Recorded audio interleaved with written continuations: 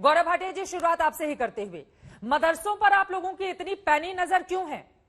क्या कमी है उसमें जिसको लेकर आप लोगों को लगता है कि मदरसे में जो दीनी तालीम दी जा रही है उसको कम करके आधुनिक शिक्षा को ज्यादा बढ़ावा दिए जाने की जरूरत है?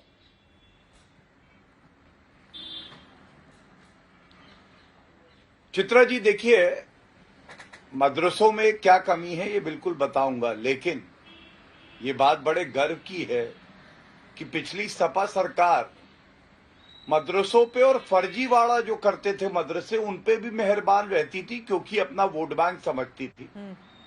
और मैं आंकड़े प्रस्तुत कर दूं दर्शकों के सामने। जब योगी आदित्यनाथ जी मुख्यमंत्री बने तो उन्होंने सबसे पहले कार्रवाई क्या करी? उन्होंने कहा कि जितने मदरसे हैं जिनको मान्यता सरकार ने दी हुई है, जिन पे रुपया टैक्स पेयर का खर्च होता है, ये आगे आए और अपने आप को रजिस्टर करें।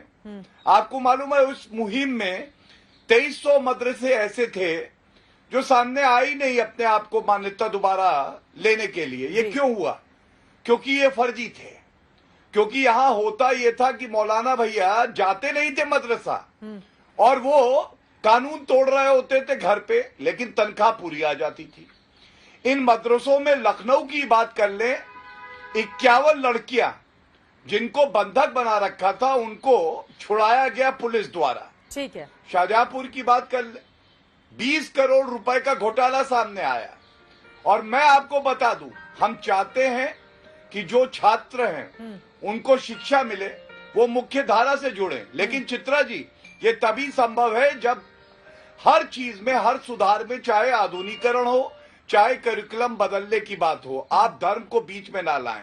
और ये बहुत ही अच्छी पहल है जो केंद्र सरकार ने करी और जिसको लागू कर रहे हैं योगी आदित्यनाथ जी। मैं समझता हूं इसको धर्म के चश्मे से ना देखें, इसको शिक्षा के चश्मे से देखें, प्रगति के चश्मे से देखें, और तभी उन्नति मुस्लिम समाज भी कर पाए। मौलाना हाजी मोहम्मद साहब, सीधा सा सवाल है, अगर जो मदरसे में पढ़ने वाले छात्र हैं वो तमाम दूसरे छात्रों की तुलना में उस तरह से कंपटीशन में हिस्सा नहीं ले पाते या कहीं पीछे रह जाते हैं, अगर सरकार की ओर से ये फैसला लेते हुए उनका आधुनिकीकरण किया जा रहा है, जो कागजों में मदरसे हैं जिनको पैसे तो जाते हैं लेकिन सिर्फ वो कागज में है, अगर उनको लेकर जांच कराई जा रही है, तो फिर आप लोगों को दिक्कत किस बात की है?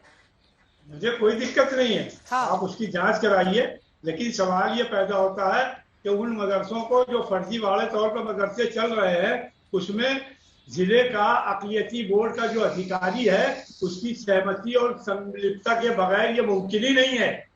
योगी जी को इस पर कानून भी बनाना चाहिए कि जिस अधिकारी के क्षेत्र में ये फर्जी मदरसे हों वो अधिकारी भी जेल जाए और वो फर्जी मदरसा चलाने वाले भी जेल जाए। लेकिन अगर सिर्फ मदरसों की जांच करके, मैंने तो जिस वक्त राजनाथ सिंह जी ने मदरसों के लिए पहला फंड सैंक्शन किया था उसी वक्त मुखालफत की थी कि मदारिस अरबिया दीनी तालीम के मराकिज हैं, इनको कोई सरकारी मदद नहीं लेनी चाहिए। और अगर जब सरकारी मदद जो मदरसे ले रहे हैं तो उनको सरकारी मानक को पूरा करते हुए मदरसा चलाना चाहिए। क्योंकि आरएसएस की एक चाल थी कि मदरसों को पहले हेड दी जाए, उसके बाद भी मदरसों में होने वाली बदउलमानियों का प्रचार किया जाए ताकि मुसलमान अपनी मजहबी क़यादत से बेजार होकर सियासी क़यादत जैसे खत्म हुई है वैसी मजहबी क़यादत भी खत्म हो जाए। अब उनका शायद आपको कुछ मदरसे जिन्होंने सरकार से मदद ली है वो करप्शन के अड्डे बने हैं, इसमें कोई दो राय नहीं है। और उन करप्शन के अड्डों को आज उजागर करके मुस्लिम कौम को अपने मजहबी क़यादत से बेजार करने की जो आरएसएस की एक सोची समझी चाल है, उस चाल में आज उन मदारिस को फंसाया जा रहा है।